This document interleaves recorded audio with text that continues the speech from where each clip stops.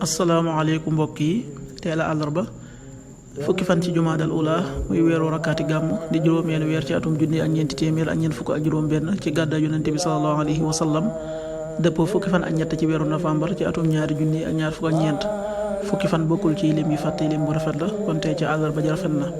li ñu ci gën a taamu mooy ku ca daloo, li ñu ciy taati ak wattandiku mooy ku ca sangu wala ku ca fóot wala ku ca tàggoo wala ku ca watu. ñaanu bis bi, maa ngi muslu ci waati yàlla yu mat ya ci ayu lépp lu mu bind.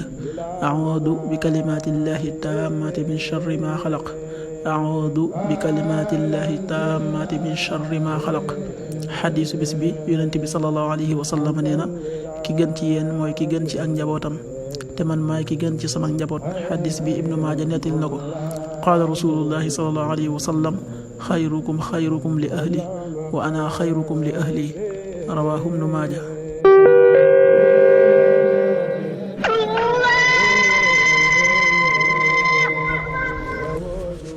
waxtu julli yi, suba waxtoom dana tàbbi 5h49, juróomi waxtu yu tegal ñeent fukki simili ak juróom-ñeent. tisbaar 13h17 benn waxtu bu tegal fukki simili ak juróom-ñaar. takkusaan 16h17 ñeenti waxtu yu tegal fukki simili ak juróom-ñaar. timis 18h38 juróom benn waxtu yu tegal fanweeri simili ak juróom-ñett. gee 19h49 juróom-ñaari waxtu yu tegal ñeent fukki simili ak juróom-ñeent. loolu mooy waxtu julli ci Touba ak li ko wër.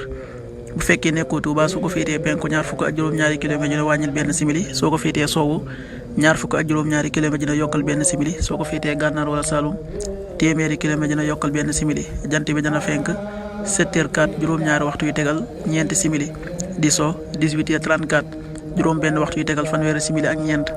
yàlla na nu yàlla nangul te nangul leen, amin.